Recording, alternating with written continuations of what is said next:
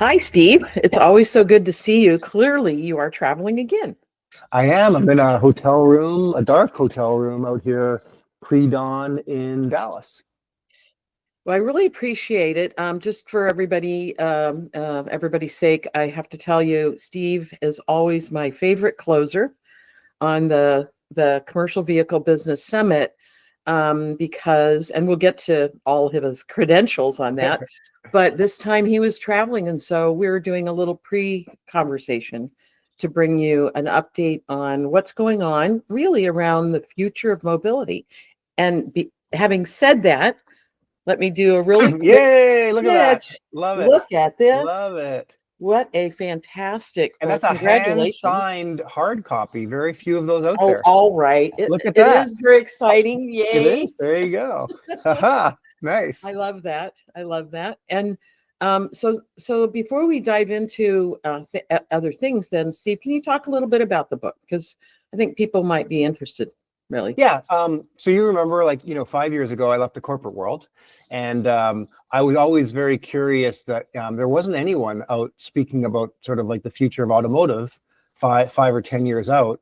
So I wrote the first book, and it became clear to me as we've evolved this venture capital firm that I started around the same time that adding to the future of automotive retail, which was the first book, someone needed to provide a perspective on the future of mobility because it dovetails into us. We're investing people's money into 10-year funds, and I had better be able to kind of anticipate what the trends are going to be in the future, so we can find entrepreneurs who are innovating around the big issues that mobility space is suffering from.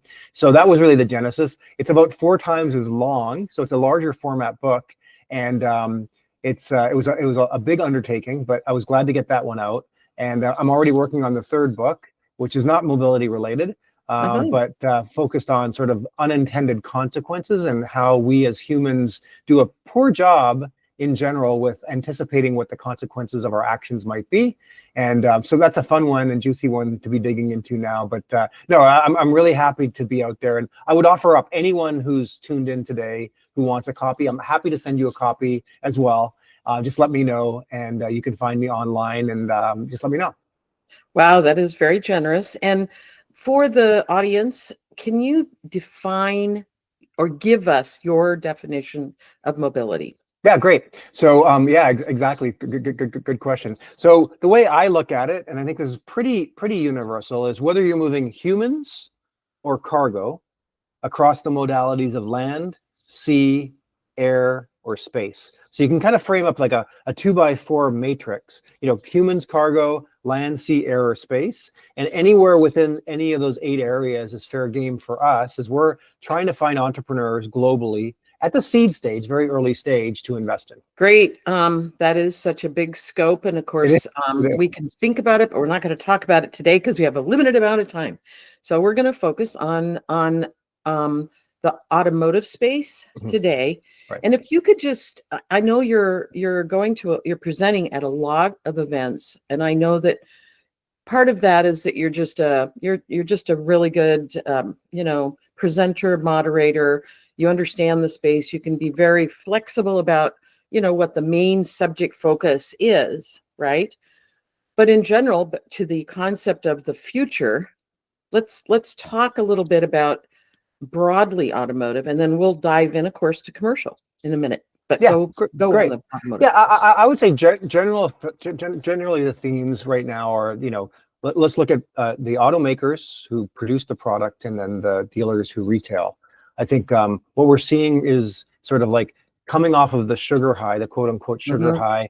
Days were really good back in 2021, 2022. Who knew at the moment that COVID and the artificial limitation of supply would mean really high margins, right? So dealers had really good years in there, no matter what the brand was, and did very well with all of their operations, used, new, service, commercial, you name it, really high margins, because you had consumers that still needed to buy vehicles, and there was a limited supply, and therefore they were able to extract more profit margin, be it on the front end of the deal, the back end of the deal, or in service. And so while margins are down since the high on 2022, we're still well above margins pre-COVID.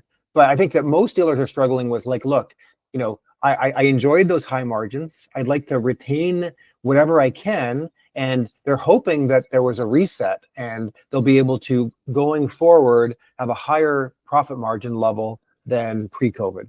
I'm suspicious about that. I'm happy to talk about why, but and then the OEMs, it's the same sort of thing, right? They're back to competition and lots of supply on dealers' lots, and supply chain issues have largely been remedied.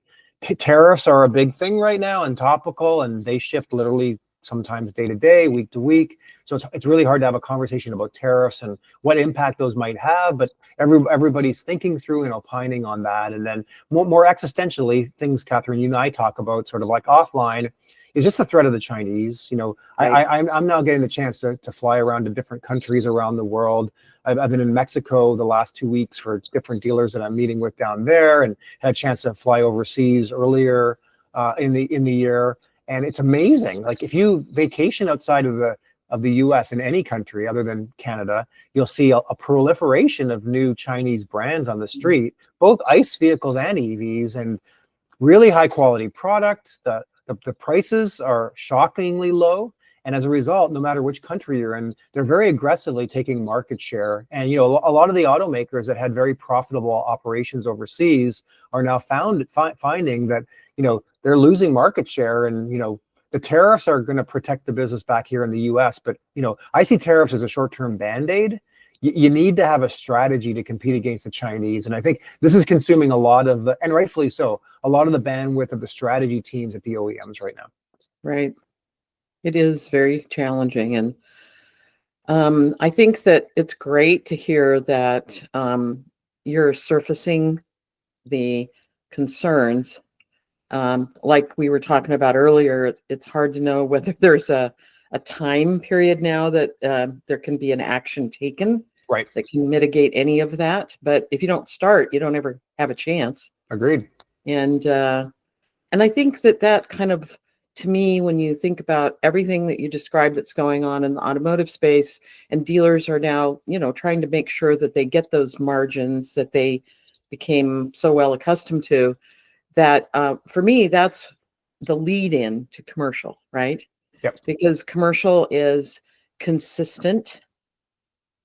The demand is consistent. It's predictable. Right. If you're using data, it's predictable. It's predictable down to a market level. And what's unique about commercial, of course, is that it's very market centric in how what the opportunity is. So each dealer has their own opportunity that they can build basically thoughtfully, right? And those margins are better. Yep. I mean, part of the way I say that is I never, I'll always save a coupon to go do my oil change or something like that, right? But businesses never do that. They can't. Right. And so catering to businesses and making sure that their downtime is, as zero as possible, that's a huge opportunity for dealers. And are you hearing more acknowledgement of that, or more awareness even of that? Well, I think thanks to you, really. I mean, you've been the one that's been consistently like getting up on stage here as long as I've known you, talking about this opportunity, and shame on dealers that haven't listened. But I think, dealers are more open now to obviously new revenue streams. One of the slides that you and I love the most is the one that shows all the different profit centers within a dealer. And one of those is commercial, as you've educated me quite well. But, I think that, commercial has been a secret weapon for a long time for those dealers that embraced it early. You've helped educate the market around just how strong a secret weapon that can be. To your point, you are able to enable a dealer to be very effective within their micro market, to service these small, medium businesses within that market, which is very sticky business. Like you said, I mean, when they need to replace equipment, they need to replace equipment. They aren't coming in, and they aren't necessarily in a position where they can really negotiate. So you've got like the local quote unquote arms dealer that is the only game in town. And your solutions enable them to be much more effective with doing so. So I think that dealers are going to have to continue abstracting away from commercial. Dealers are going to have to be very innovative with trying to figure out what new solutions they can offer. Because it's going to get harder to be a dealer. We're going to get back to pre-COVID margins, right? And dealers are going to have to say, well, how can I diversify? how can I find new revenue sources and profitable revenue sources? And commercial is a great one for those dealers that haven't kind of dipped their toe. I think, engaging with you and the broader work truck solutions team is a great way to get started. You can bring them up to speed on the opportunity. And, it's not something where I'm assuming, you tell me, but if I'm a dealer and I haven't yet gotten into commercial, I can probably do so in kind of a lightweight kind of way with work truck solutions, as opposed to figuring like, oh, this is going to be too hard for me to get into. It used to be. I mean, a dozen years ago when I started the company, it was really challenging because you had to have a person who had, 15, 20 years minimum experience in the industry that understood how to build a vehicle. But because of technology, right, that's not the issue anymore. The technology has, we have captured all of the configuration information, what kind of vehicles are used for what kinds of use cases, and created all the easy ways to be able to do that process. And now we're working on technology that will help with increased efficiencies. I haven't really announced this yet, but we are working now, right now, to provide some improved, I guess I would call it work management tools within the dealership. Because right now, all of the tools that are built are all for retail. And they're all focused around an individual or a individual and their spouse, and focused around their cycle. And in the workspace, in the commercial space, businesses are different, and they're a business with people that could be doing different things, but does that all roll up to that business? How do you keep track of that business? How do you know how do you keep track of the fleet of that business? Right. How do you become a consultant, a service partner of them? How do you understand when their fleet needs service? How do you know what's going on with their fleet that you can help them? How do you tell them when they should be thinking about replacing vehicles in their fleet? Right. All of these things have been piecemealed. But I will tell you that the OEMs a couple years ago, I think, obviously when we all went home, except for the people doing the work, right? Right. I think it did trigger some visibility for not just dealerships, but it really triggered the OEMs to start thinking specifically separately about commercial and what that opportunity is. You saw as Ford rolled out Ford Pro. Yep. Immediately very successful for them. Very successful. Well, commercial was already successful for them. And so to acknowledge it and to say, now we're going to focus on it, was what made me excited. And then General Motors launched their GM Envolve. And then Stellantis launched their Stellantis One Professional. Ram Professional is basically where it ended up in our world.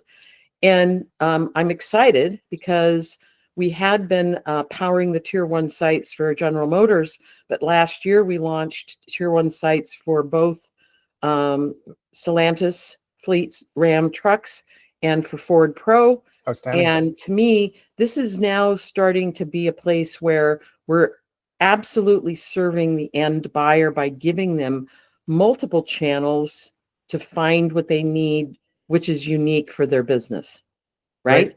Yep. And all the OEMs started creating these other products and services for the dealers to be able to serve their customers. But the relationship between OEMs and dealers, it's not typically coordinated. It's not typically collaborative. It's a little more push you, pull me, right? Right. And so we feel like we can really help with that we can take what has been invented or designed or produced that can be helpful to a dealer and really make it easy for them to be able to use it to generate revenue and to be more efficient. And so kind of bridging those, but also inventing some things that we'll be getting into mid-year that I think are going to be game changers. And so I'm so excited. I don't know, you saw our announcement about we have a new investor. I did. Congratulations. That's really great. Well, and the exciting part about it is that they understand everything that I just said, and how important the ecosystem is around commercial, and they're here to make the innovation happen. Right. Which for me, who Sisyphus is, right? Right. Pushing that rock uphill for almost 13 years, right? Right. I feel like we're finally to the place where we can start making some real substantive changes happen right in the industry. And well, you've been doing that for 12 years, but I agree that this should be a great accelerant. And it seems like the time is right because as you've just articulated, I mean, the OEMs have woken up and understood this is a win-win. I mean, it's a win-win-win, really. It's great for the OEMs. It's new high margin revenue for them. They can enable the dealers that want to get on board to have this new net new high margin revenue. And then you're better serving, most importantly, the end client who up until now has had clunky experiences, and they benefit as well. Yeah, and I'll say that there's two parts of that. I mean, obviously, the end customer is so unique in this case. They are very, very loyal, which, for a dealership, that's a very important thing to think about, is that it's hard to have loyal customers nowadays, right? It really is. The flavor of the month, right? But in the commercial space, if you serve them in a way that supports their business, facilitates their efficiencies, and keeps them, up and running, they're very loyal. Sure. And what that translates into, and we actually have a white paper on this, Steve, of the one to many, we call it, which is that business then starts turning into retail sales, right? Because the owners and the employees and even other folks, even their customers, can be convinced of the benefit of working with that particular dealer, and that then starts translating into helping the dealers do what Jim Press has said. His definition of mobility for the dealership is to become more relationship focused, and to have ongoing relationships with their customers. That's why he was so excited to start working with us, because he sees that the commercial space can actually bring that into the dealership in a way that is profitable, that then they can use to grow that in the dealership. Well, it's interesting. I was at the California New Car Dealer Association meeting last year presenting, and the presenter immediately before me was a gentleman named Michael Hayes, who I have a lot of respect for. He's run the NADA. NADA's 20 groups for 25 years. And I asked him, I said, Michael, so you've seen thousands of dealers go through 20 groups. And I said, if you had to pluck out one theme for the top performing dealers, the top 10% dealer performers across the US, what would that be? And he said, oh, that's easy. They focus on lifetime value of the customer.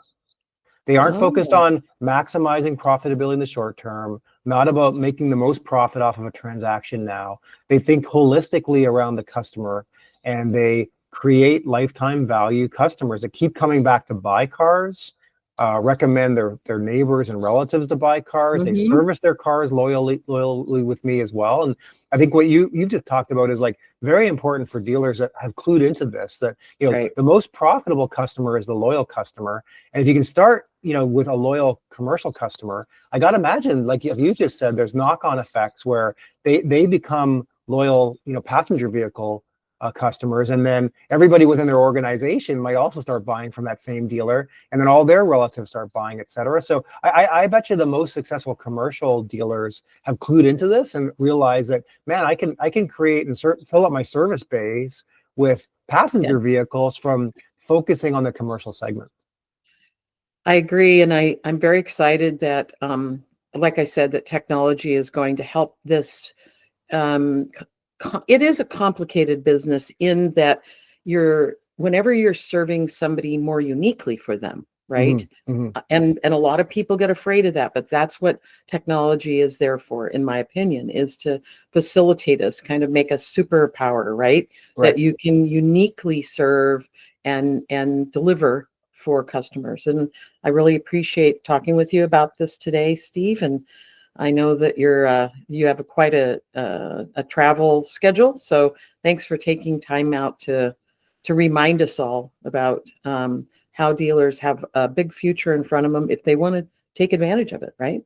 Well, no, thank you as always. It's always good catching up, and I'm honored to always be a part of this. And good that you're doing this for the good of the industry. So congratulations on the success, and I look forward to continuing to work with you in the future.